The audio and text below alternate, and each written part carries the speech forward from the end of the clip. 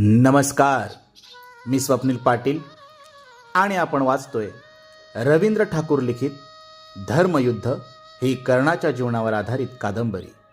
आज वाचूयात भाग 11. पांडव जिवंत आहेत, द्रुपदाच्या राज्यात सुरक्षित आहेत आणि एवढंच नाही तर राजकन्या द्रौपदीसाठी ठेवलेला अवघडपण जिंकून त्याचे जावई झाले आहेत हे ऐकून पितामह भीष्म आनंदून गेले. परंतु गेल्या काही दिवसांपासून त्यांच्या कानावर आणखीही काही बाही येऊ लागलं आहे. ते ऐकून त्यांना अगदीच राहावलं नाही. सरळ धृतराष्ट्राच्या महालात जाऊन ते म्हणाले, हे मी काय ऐकतो आहे महाराजा? पांडव हे कुरुराज्याचे वारस नाहीत ही वंदता कोणी पसरवली? पांडव हे पांडुराजाचे नियोग पुत्र असल्याने राज्याचे वारस ठरत नसतील तर त्याच न्यायानं तू आणि तुझे पुत्रही राज्याचे वारस ठरत नाहीत. नियोग ही आर्यांची प्राचीन कुल परंपरा आहे. त्याच परंपरेने जन्मलेले तू सिंहासनावर बसलास आणि आता पांडवांचा तो अधिकार नाकारण्यासाठी तू पांडुराजाचे पुत्रच नाहीस म्हणतोस. धृतराष्ट्र वाचा गेल्याप्रमाणे बसून होता. दृष्टीहीन बुबुळांची अस्वस्थ उघडझाप सुरूच होती. त्याला बोलावंसं वाटत होतं पण बोलता येत नव्हतं. पितामह पुढे म्हणाले, राज्यात पसरणाऱ्या वंदतांनाही राजा जबाबदार असतो आणि ही वंदता तर हेतुतःच पसरवली गेलेली दिसते. आता या समस्येवर एकच उपाय मला दिसतो. तो मी राजसभेत सांगेन. उद्याच राजसभा भरवायची व्यवस्था कर. धृतराष्ट्रानं घाईघाईनं विदुराला बोलावून घेऊन राजसभा भरवायची व्यवस्था केली. पितामहांच्या आज्ञेवरून बोलवण्यात आलेल्या राजसभेत काहीतरी महत्वाचा निर्णय होणार या अपेक्षेने सभाजनांची अपूर्व गर्दी लोटली. आजच्या सभेत सर्वप्रथम पितामहाच बोलणार हे सांगायला नकोच होतं. अपेक्षेप्रमाणे ते बोलायला उभे राहिले. शरीर आता वार्धक्याकडे झुकलं असलं तरी मनाचा कणखरपणा, बुद्धीची विवेकशीलता वृद्ध चेहऱ्यावर दृगोच्चर होत होती. परंतु त्याचबरोबर त्या जराजर्ज चेहऱ्यावर आज विकलता जाणवत होती. खरंच माणूस पिकत जातो तसतसं त्याचं मन अधिकाधिक कोवळ होत जातं की काय. अंतःकरणापासून बाहेर पडणारा त्यांचा एक एक शब्द सभाजन आतुरतेने ऐकू लागले. महाराजा, कौरव माझे आहेत तसे पांडव ही माझेच आहेत. कौरवांचं रक्षण करणं हे माझं कर्तव्य आहे तसं त्यांचंही रक्षण करणं हे माझं कर्तव्य आहे. एवढंच नव्हे तर तुझंही ते कर्तव्य आहे. हे राज्य कौरवांचं आहे तसंच पांडवांचंही आहे. या राज्यावर त्यांचाही तेवढाच हक्क आहे. खरं तर तो यापूर्वीच त्यांना मिळायला पाहिजे होता, परंतु अजूनही वेळ गेलेली नाही. सन्मानपूर्वक बोलावून घेऊन राज्याचा अर्धा हिस्सा त्यांना दे.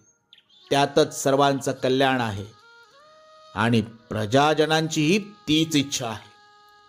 वारणावताला जे घडलं त्याविषयी ते काय बोलतात ते तुलाही माहीत आहेच.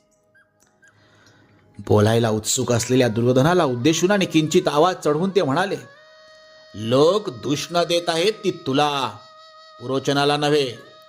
अजूनही शहाणा हो. त्यांना अर्ध राज्य दिलंस तर दुष्कीर्तीचा तो कलंक तरी धुवून निघेल. त्याऐवजी भलताच काही विचार केलास तर अपयशाचा आणि दुष्कीर्तीचा धनी होशील हे पुरतं ध्यानात ठेव. सभेत सर्वत्र जीवघेणी स्तब्धता पसरली होती. इतका वेळ पितामहांना अडवून बोलायला उत्सुक असलेला दुर्योधनही गप्पच झाला होता. परंतु तो फार वेळ गप्प बसणार नाही हे त्याच्या हालचालीवरून सहज जाणवत होतं.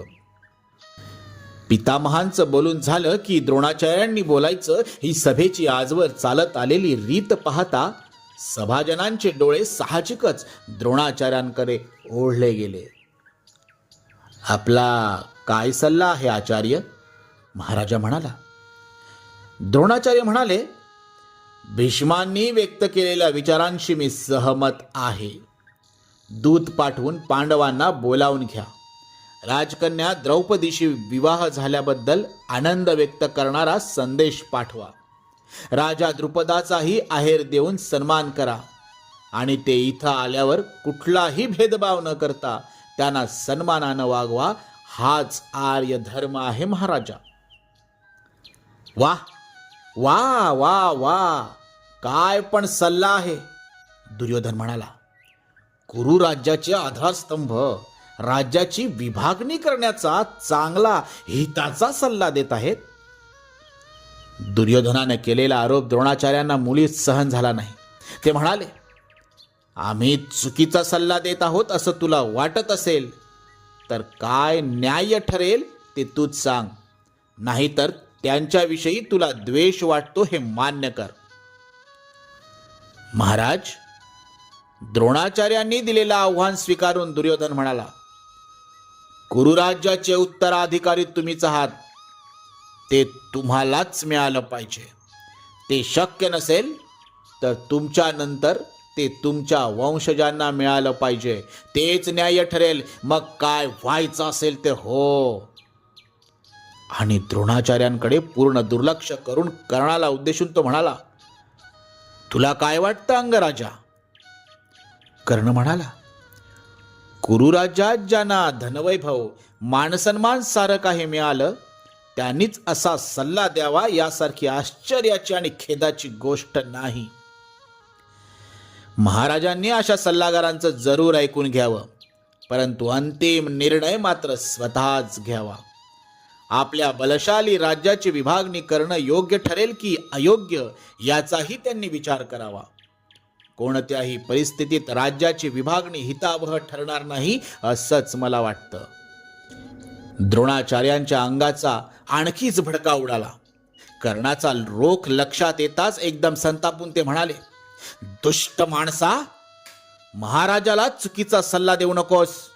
आम्ही कुरुराज्याचे हितचिंतकच आहोत. आमच्या सल्ल्याप्रमाणे घडत नाही तर राज्याचा विनाश अटळ आहे हे निश्चित समज. महाराजा, महामंत्री विदुर धृतराष्ट्राच्या विनवण्या करू लागला. जे कार्य सामोपचारानं साधण्यासारखं आहे ते युद्ध करून साध्य करावं असं म्हणणारा माणूस करंटाच म्हणावा लागेल. कुरुश्रेष्ठ भीष्म सांगताच तेच हितावह ठरेल. द्रोणाचार्य अनुभवी आणि ज्ञानी आहेत, ते चुकीचं सांगणार नाहीत. महाराजा द्रुपद, द्वारकेचा राजा श्रीकृष्ण हे ज्यांचे मित्र झाले आहेत त्यांचा पाडाव अशक्य आहे. आपण त्यांना लाक्षागृहात जाळून मारण्याचा प्रयत्न केला. हा प्रवाद अजून मिटलेला नाही. तोच ते जिवंत असल्याची वार्ता आल्यानं लोक आनंदी झाले आहेत. केव्हा एकदा ते पाचही बाहू डोळ्याला दिसतील असं त्यांना झालं आहे. त्यांच्या मनाला संतोष होईल असाच निर्णय घे महाराजा. तू प्रथम राजा आहेस आणि त्यानंतर पिता आहेस. प्रथम राजाचं कर्तव्य कर. दुर्योधनाचं ऐकून विनाशाला निमंत्रण देऊ नकोस. एवढं सगळं झाल्यावर तरी चुकीचा सल्ला देणारे कोण आणि हितावह सल्ला देणारे कोण याचा विचार कर. हा कर्ण मूर्ख आहे, त्याचं ऐकू नकोस. दुर्योधन, कर्ण आणि हा शकुनी यांचं कोणाचंही ऐकू नकोस. राजकारण त्यांना कळत नाही, ते अपरिपक्व आहेत. गांगेय भीष्मांचाच सल्ला योग्य आहे. पांडवांना अर्ध राज्य देऊन हा तंटा मिटव महाराजा. मूर्ख दासीपुत्रा, दुर्योधन कडाडला. त्यांना पांडव म्हणताना तुझी जीभ झडत कशी नाही? दिवंगत महाराजांशी त्यांचा संबंध जोडू नकोस. ते असलेच तर कौंतेय आहेत, पांडव कदापि नाहीत. इतका वेळ ऐकत असलेला महाराजा काही नुसताच ऐकत बसला नव्हता. एवढं सगळं ऐकून घेतल्यावर तोही एका निर्णयावर येऊन पोहोचला होता. दुर्योधनावर खेकसून तो म्हणाला, तू गप्पा बस पाहू. युद्ध टाळायचं असेल तर काहीतरी मार्ग काढायला हवा. भीष्म वडील आहेत, ते सांगतील ते तू ऐकायला हवास.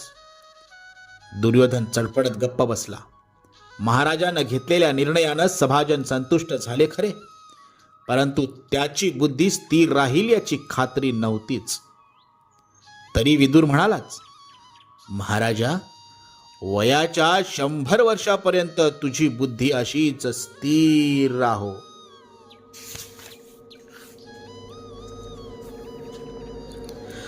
पांडवांना विधिवत निमंत्रण पाठवण्यात आलं. महामंत्री विदुराचीच त्या महत्वाच्या कामावर नियुक्ती करण्यात आली होती. तिकडे कांपिल्य नगरीतही बरंच काही घडलं होतं. भुज्यतामिती, तुम्ही पाचही भाऊ हिचा उपभोग घ्या. मातेनं दिलेल्या या आढळेप्रमाणे आम्ही पाचही भाऊ द्रौपदीशी विवाह करणार आहोत असं युधिष्ठिराने सांगताच महाराजा द्रुपद म्हणे फार संतापला होता. माझी कन्या म्हणजे तुला भिक्षा वाटली काय? द्रुपद ओरडलाच. युधिष्ठिराचा निषेध करून तो म्हणाला, असं करायला मी काही अनार्य नाही.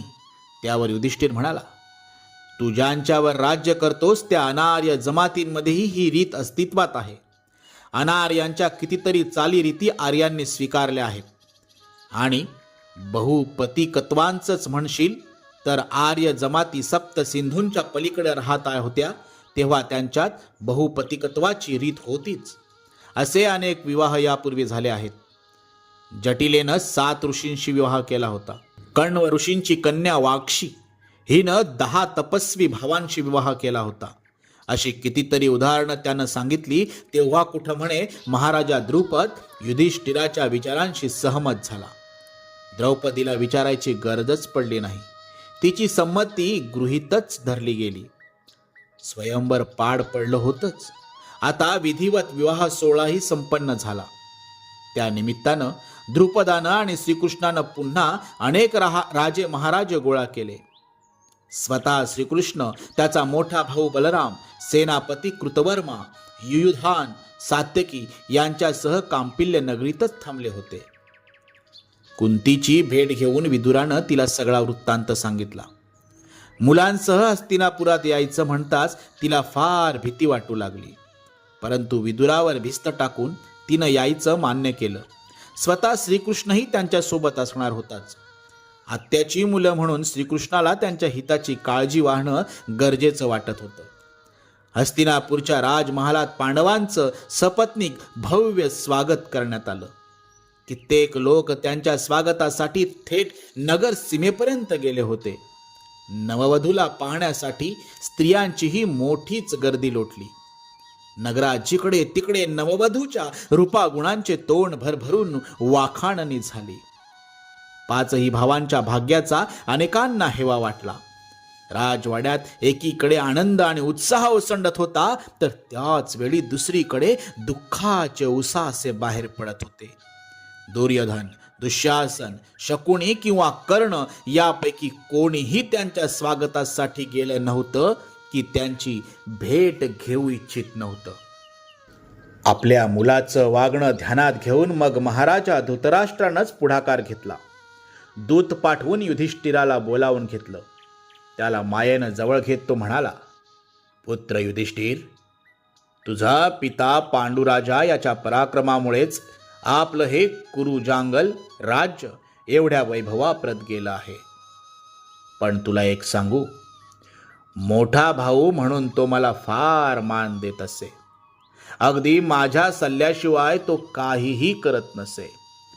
तू त्या पराक्रमी पित्याचा पुत्र आहेस. तूही तुझ्या या आंधळ्या काकाला तेच प्रेम दिलं पाहिजेस बरं. तुझे भाऊ किती हट्टी आहेत हे तुला माहीत आहेच. तेव्हा तुम्हा भावाभावात भांडण नको म्हणून मी एक ठरवलंय. तुला मी खांडव प्रस्थाचं राज्य देतो. तुम्ही 5ही भाऊ तिथं राहून सुखानं राज्य करा. तुला माहीत आहे का पुत्र युधिष्ठिर, महाराज पुरुरवा, महाराज नहुष, महाराज ययाती यांच्या काळात खांडवप्रस्थ हीच कुरुजांगलांची राजधानी होती. आपल्या त्या राजधानीला तुझ्यामुळे पुन्हा ते वैभवाचे दिवस दिसतील असं मला वाटू लागलं आहे. माझ्या या विचाराला तुझी संमती आहे ना पुत्र युधिष्ठिर? आणखी असं पहा, तुम्ही 5ही पराक्रमी भावंड तिथं असलात तर खांडव वनातल्या नाग लोकांनाही आपला वचक राहील आणि त्यांचा आपल्या कुरुराज्याला होणारा उपद्रवही थांबेल. तुम्ही तिथं असलात तर माझी ती काळजी कायमची दूर होईल. धृतराष्ट्राची ती साखर पेरणी, तो करत असलेल्या गयावया हे सारं पाहता मनमिळावू स्वभावाच्या युधिष्ठिराला नाही म्हणणंच अशक्य झालं. त्याची मूकसंमती गृहीत धरून महाराजांना युधिष्ठिर खांडवप्रस्थाचा राजा झाल्याची घोषणाही करून टाकली. एका दगडात 2 पक्षी मारायचा धृतराष्ट्राचा डाव कृष्णानं कधीच ओळखला होता, परंतु तरीही त्यानंच पांडवांची समजूत घातली. कौरव पांडवांमधील तंटा मिटायचा दुसरा मार्ग त्यालाही दिसत नव्हताच. स्वतःच पुढे होऊन तो आत्या कुंती आणि पांडवांसह खांडवप्रस्थाला निघून गेला. खांडवप्रस्थ म्हणजे काय साधी गोष्ट नव्हे. उत्तरेला कुरुजांगल राज्याची दक्षिण सीमा आणि दक्षिणेला शूरसेन राज्याची उत्तर सीमा यांना व्यापून असलेल्या विस्तीर्ण भूप्रदेशात खांडव वन पसरलं आहे. त्याच निबिड अरण्यातून वाट काढत निघालेली दक्षिणाभिमुख यमुना थोडी पुढे गेल्यावर गंगेच्या भेटीसाठी आतुर होऊन पूर्वाभिमुख झाली आहे. खांडवप्रस्थ ही जुन्या काळी कुरुजांगल राज्याची राजधानी असली तरी खांडव वनातील नाग लोकांनी त्यांना कधीच सुख लाभू दिलं नाही. त्याचाच परिणाम म्हणून हस्तिन नावाच्या राजानं दूर गंगेकाठी हस्तिनापूर वसवलं आणि कुरूंची राजधानी तिकडे नेली. कुरूंच्या त्या प्राचीन राजधानीचे अवशेष खांडव वनात अजूनही तसेच आहेत. पुन्हा नव्या नगरीची स्थापना करायची तर मोठेच कष्ट उपसायला हवेत. नागांशी संघर्ष करायची तयारी ठेवायला हवी. बापानं केलेली मखलाशी ध्यानात यायला दुर्योधनाला थोडा वेळच लागला. तरीही राज्याचा अर्धा भाग असा फुकापासरी जावा हे त्याला आवडलं नाहीच. आपली व्यथा कर्णाजवळ बोलवून दाखवत तो म्हणाला, नाही अंगराज, कुरूंच्या या राज्यावर त्या कुंतीच्या मुलांची सावली सुद्धा पडायला नको होती.